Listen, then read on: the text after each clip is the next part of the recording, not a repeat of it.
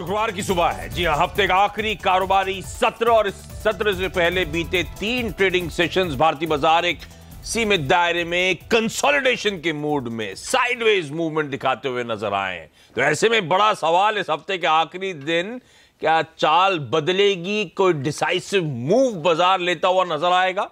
इस पर करेंगे फोकस। और आज ध्यान रखें, बाजार के 2 दिग्गज, 2 हेवीवेट्स, रिलायंस इंडस्ट्रीज और हिंदुस्तान यूनिलीवर, इनके रिजल्ट जो बाजार बंद होने के बाद आए थे उस पर रिएक्ट करना है। और साथ साथ बाजार को रहेगा आईटी दिग्गज विप्रो के रिजल्ट्स का इंतजार। इस बीच क्विकली क्यूज आपकी स्क्रीन पर आएंगे। और कल जब हम कामकाज की समाप्ति कर रहे थे, लग रहा था अमेरिकन मार्केट 100 पॉइंट नीचे कामकाज करेगा। डाउ फ्यूचर्स ऐसे इंडिकेशंस दे रहे थे, पर दरअसल अमेरिका में कल दिन के दौरान एक स्ट्रॉन्ग रिवर्सल था। 160-162 अंक की मजबूती के साथ वहां के बाजार कामकाज करते हुए नजर आए। अब ऐसा हुआ क्यों? हेडलाइन में मैंने कुछ कहा था अमेरिकन मार्केट्स को लेकर।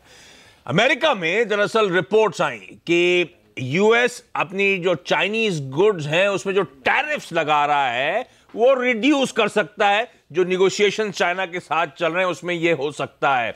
यह खबर आनी थी, उसके बाद वहां पे स्टॉक्स में आग लगती हुई नजर आई, उछाल देखने को मिला।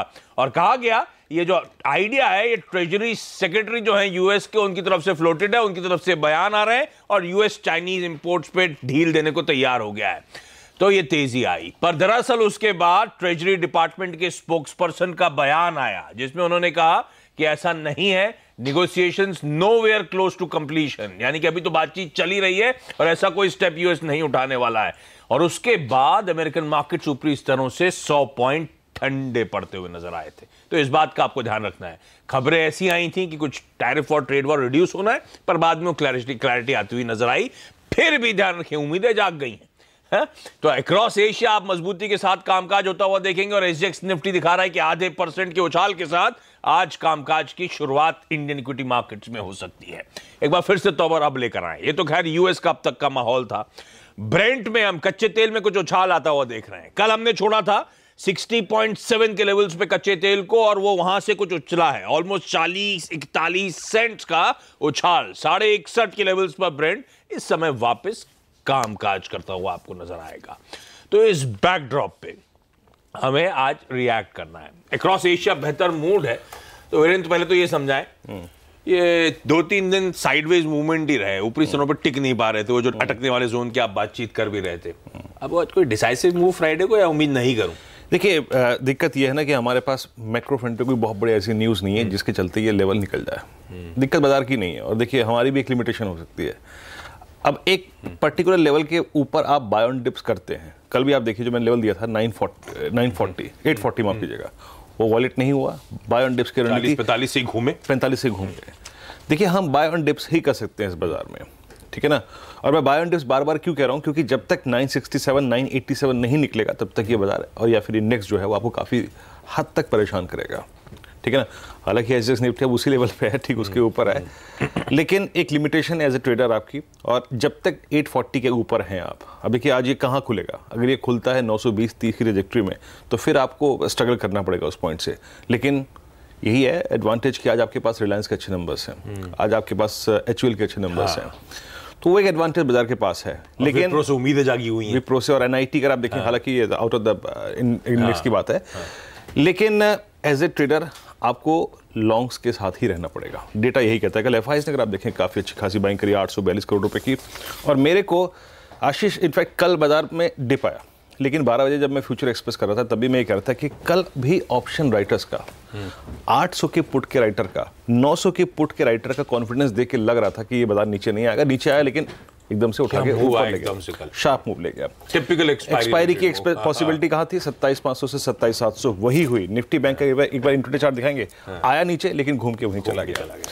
तो निफ्टी पे लॉन्ग रहना है, और अगर आप बहुत बेहतरीन रिवॉर्ड चाहते हैं तो आपको निफ्टी के साथ उस लेवल पे भी खड़ा होना पड़ेगा। 900 जो 67 से लेके 987 का लेवल है, अगर आप चाहते हैं कि 11,050 देखें या 11,070 देखें तो वहाँ पे आपको दिल थाम के या फिर एटलीस्ट आधी पोजीशन के साथ खड़ा रहना पड़ेगा। निफ्टी बैंक एक क्रिटिकल रोल प्ले करेगा। देखिए, कल भी इसने क्लोजिंग आकर उसी जोन में दे दी जहाँ पर होनी चाहिए थी, 500 से 700 के बीच में, क्योंकि ऑप्शन राइटर्स का बिहेवियर यही कह रहा था।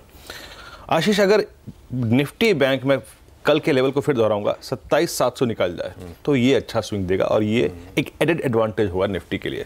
तो यहाँ भी लॉन्ग रही है, लॉन्ग रखी है तो होल्ड करिए। स्टॉप लॉसेस क्या होंगे? 325, 300, 280 स्टॉप लॉस रखिए, लेकिन 700 अगर निकल जाए तो निफ्टी बैंक अच्छा मूव देगा। बिल्कुल। और कल ऑलमोस्ट 190 195 पॉइंट दिन के लो से वो निफ्टी बैंक एक्सपायरी के दिन रिकवर करता हुआ नजर आया था और 27,500 के ऊपर इवेंचुअली जाके वो वीकली एक्सपायरी हुई थी। अच्छा, मैं ग्लोबल संकेत की बात कर रहा था, तो डावोस में वर्ल्ड इकोनॉमिक फोरम वो शुरू होने वाला है। आप क्योंकि यूएस में शटडाउन है तो ट्रम्प साहब ने डेलीगेशन भेजना कैंसिल कर दिया है। और दूसरा इंटरेस्टिंग एक और आप लोगों ने पढ़ा होगा रिपोर्ट कि अमेरिका में वो था, नेशनल कॉलेज फुटबॉल चैंपियंस को ट्रम्प साहब ने बुलाया, वो जीते थे तो उनकी टीम को बुलाया गया, पर क्योंकि शटडाउन है तो उसका इंपैक्ट व्हाइट हाउस के स्टाफ पे भी पड़ गया, तो वहां पे खाना नहीं था, उनको ऑर्डर करना पड़ा, फिर मैकडॉनल्ड से खाना ऑर्डर हुआ। ये पिछले कई दिनों से हो रहा है कि वो अपनी जेब से लोगों को खाना खिला रहे हैं और वो उसके बाद ट्वीट भी करते हैं, आज मैंने 1000 बर्गर खिलाए, आज मैंने इतना पिज्जा खिलाया। ये वो इस तरह के ट्वीट कई दिनों से कर रहे हैं, वो भी अपना दर्द दिखा रहे हैं कि मैं भी खिला रहा हूँ, मैं भी झेल रहा हूँ अपने पास से। ये इंटरेस्टिंग। अच्छा, आगे बढ़ूं उससे पहले ध्यान रखें, वोट ऑन अकाउंट जो आना है ना, इंटरिम बजट जिसे हम कहते हैं, आज का दिन इंक्लूड कर लूं तो सिर्फ 10 ट्रेडिंग सेशंस बचे हैं और अंतरिम बजट में सरकार कुछ बड़े फैसले कर सकती है। इस बात के संकेत खुद वित्त मंत्री अरुण जेटली ने दिए हैं। सीएनबीसी टीवी 18 के इंडियन बिजनेस लीडर अवार्ड्स में वित्त मंत्री अरुण जेटली न्यूयॉर्क से खास तौर पर जुड़े और उन्होंने अंतरिम बजट में कुछ बड़े फैसलों के संकेत दिए। उन्होंने 2 टूक कहा कि इकोनॉमी की जरूरतों को देखते हुए जो भी जरूरी कदम उठाना होगा सरकार बेहिचक ऐसा करेगी। सुनिए। Election year budget normally is an interim budget, and ordinarily there should be no reason why we should move away from that convention. But then the larger interest of the economy always dictate what goes into that interim budget. If we look at the big picture, there have been successes that we've seen in the last few years. There have also been challenges. And therefore, without getting into the specifics, because that would really be disclosing the mind into which we are working, some of those challenges really can't afford to wait. And therefore, obviously, there would be a necessity to address some of them. It's happened in the past, and therefore, we intend working within the parameters of the conventions as they exist. तो एकदम clear cut indications आते हुए कि इस बार के interim budget में आप कुछ बड़े अनाउंसमेंट्स आते हुए देख सकते हैं। और ये ध्यान रखें, सीएनबीसी आवाज पे एक्सक्लूसिव, इस नेटवर्क पे एक्सक्लूसिव वित्त मंत्री साहब के ये बयान। तो ये सब बैकड्रॉप है। अच्छा, मैंने कहा था रिजल्ट्स के रिएक्शन शार्प होने वाले हैं, तो 2 इंपॉर्टेंट रिजल्ट्स कल बाजार बंद होने के बाद आए। एक था रिलायंस इंडस्ट्रीज और दूसरा HUL। इन दोनों नंबर से बातचीत की अब शुरुआत करते हैं और रिलायंस इंडस्ट्रीज पे नीरज वाजपेयी और HUL पे मैं हेमंत से बातचीत करूंगा। और नीरज अभी आपको दिख नहीं रहे यहाँ पे, कल रात में वो रिलायंस रिजल्ट्स वगैरह कवर कर रहे थे, सुबह ही उन्होंने हाईलाइट दी थी, गले में तकलीफ हो रही थी उनके, तो आज वो आ नहीं पाए, लेकिन कल जाते जाते उन्होंने लकीली हमारे लिए एक टॉस रिकॉर्ड कर दिया था। अच्छा, स्टॉक 2020 का मैच आप खेल रहे हैं मेरे साथ। टीम नीरज की, तो जो नीरज को क्लोजली फॉलो करते हैं, नहीं मिल के नीरज की टीम है जो नीरज को क्लोजली फॉलो करते हैं, तो आत्मा टीम में नीरज की है, मैं प्रेजेंट कर रहा हूं, चेहरा मेरा। नीरज से सुन लीजिए रिलायंस के नंबर्स, क्योंकि बेहतरीन सेट ऑफ नंबर्स है जो हम हेडलाइन में कह रहे थे। क्यों, सुनिए। जी हाँ, बिल्कुल। ये पहला रिकॉर्ड बना है कि देश की कोई private company 10,000 crore quarterly profit के रिकॉर्ड स्तर पे पहुंच गई है। 10,251 करोड़ रुपए का प्रॉफिट किया है। ये अपने आप में एक न सिर्फ रिकॉर्ड है, ये बहुत महत्वपूर्ण है देश के लिए भी। नज़र डालिए इसके नतीजों पे, बेहद शानदार नतीजे आए हैं और हमारे जो भी अनुमान थे रेवेन्यूज़ के, उससे कहीं ज़्यादा नंबर्स इसमें आते हुए आपको दिखे। तीनों बिजनेसेस की बात कर लेते हैं फटाफट। रिटेल ने, जैसे हमने कहा था, सबसे चमकता सितारा है, उसने सरप्राइज किया है। 35,577 करोड़ का उसने जो प्रॉफिट दिखाया, यह हमारे अनुमान से बहुत बेहतर है और हमें ऐसी ही इसकी उम्मीद भी थी। प्रॉफिट में भी इन्होंने किया और एबिट में भी इन्होंने सरप्राइज किया है। अब बात करिए टेलीकम्युनिकेशंस की। टेलीकम्युनिकेशंस में 28 करोड़ का आंकड़ा इन्होंने छू लिया है जो सब्सक्राइबर है, और 130 रुपए का आरपू जो शायद इंडस्ट्री का सबसे बेस्ट है, उसको इन्होंने किया है, और 10,383 करोड़ का इन्होंने रेवेन्यू किया है। और अब ये प्रॉफिटेबल है, 831 करोड़ का मुनाफा भी कमा के दिखाया जियो ने, जबकि जियो में अभी भी बहुत सारे कमर्शियल लॉन्चेस बाकी हैं, तो इस फ्रंट ने भी आपको सरप्राइज किया। अब तीसरा बिजनेस इनका जो ऑयल एंड गैस का है, वहाँ जिसको लोगों को डर लग रहा था, वो डर भी ठीक नहीं है, क्योंकि जीआरएम अनुमान से बेहतर है $8.8। तो अक्रॉस सेगमेंट्स अच्छा परफॉर्मेंस आता हुआ नीरज हाईलाइट करते हुए।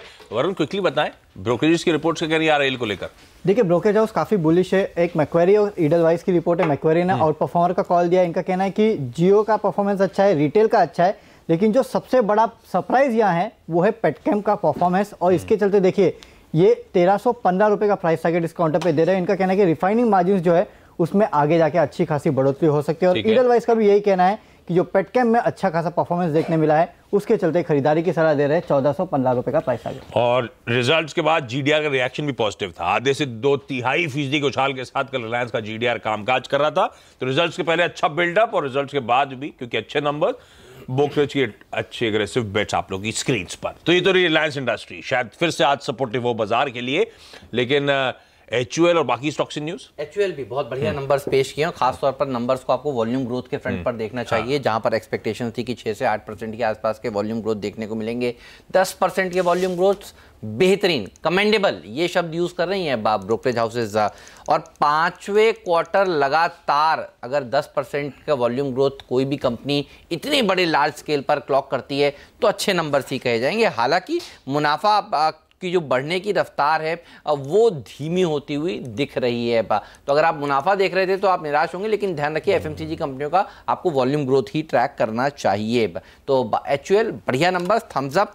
नजर रखिएगा आप ल्यूपिन पर, और ल्यूपिन में आप देखेंगे चार्ट तो आप पाएंगे कि आखिरी में बड़ी अच्छी तेजी देखने को मिली। कई लोगों ने ये BTST किया है, उन लोगों के लिए खराब खबर ये है कि दरअसल US FDA ने पीतमपुरा यूनिट 2 की जांच शुरू कर दी है। तो US FDA ने अब जांच शुरू कर दी है, तो अब ये दिक्कत वाली बात हो सकती है ल्यूपिन के लिए। नज़र रखिएगा आप L&T टेक्नोलॉजीज के ऊपर, और ये शेयर देखिए कल 2% मजबूत था। यहाँ पर जो मुनाफा है वो 3% घटा है। दरअसल मार्जिन्स अगर आप देखें तो 18.1% के मुकाबले 18.4% हो गए। जनरली हम देखते हैं कि डॉलर रेवेन्यू ग्रोथ किस तरह की रही है, तो वो करीब 5% के आसपास उन्होंने बढ़त दिखाई है डॉलर रेवेन्यू ग्रोथ में। AU स्मॉल फाइनेंस के स्टॉक पर भी रखिएगा नजर, मुनाफा करीब 21% बढ़ा है। ग्रॉस NPAs में कोई बढ़ोतरी नहीं देखने को मिली है, जैसा पहले थे वैसे ही लगभग निकल कर आए। NII में 38% के आसपास का उछाल यहां पर देखने को मिला है। साइंट का स्टॉक में आज एक्सीडेंट हो सकता है, ध्यान रखिएगा आप। एक तो नंबर्स कमजोर, रेवेन्यू गाइडेंस इन्होंने घटाकर सिंगल डिजिट कर दिया है, और बायबैक के का जो होप थी लोगों को वो नहीं आया है कोई भी अनाउंसमेंट। तो आज इस स्टॉक में एक बड़ी गिरावट देखने को मिल सकती है। तो साइंट के प्रेसिडेंट और CFO आज न्यूयॉर्क कंपनी में 1:30 बजे जुड़ेंगे हमारे साथ। तो देखते हैं इस एक्सीडेंट के बाद मैनेजमेंट का क्या व्यू है। क्विकली कमोडिटी और करेंसी मार्केट्स की स्ट्रैटेजीज आपकी स्क्रीन पर आएंगी, और ये कमोडिटी स्ट्रैटेजीज हैं कुंवर जी ग्रुप की तरफ से। रुपया ट्रेड में शायद कमजोर हो, खरीदारी करने के मौके 71.35 के टारगेट्स। कच्चे तेल में जनवरी वायदा में खरीदारी करके चलें 3750 के टारगेट्स के लिए, और जिंक के जनवरी वायदा में भी MCX में आप खरीदारी कर सकते हैं 185 के टारगेट्स के लिए। बाकी के लेवल्स नोट डाउन करें, और इस नोट पे ले रहा हूं एक ब्रेक। SGX निफ्टी मजबूत, अब तो ऑलमोस्ट 2/3% के उछाल के साथ शुरुआत होने के इंडिकेशंस।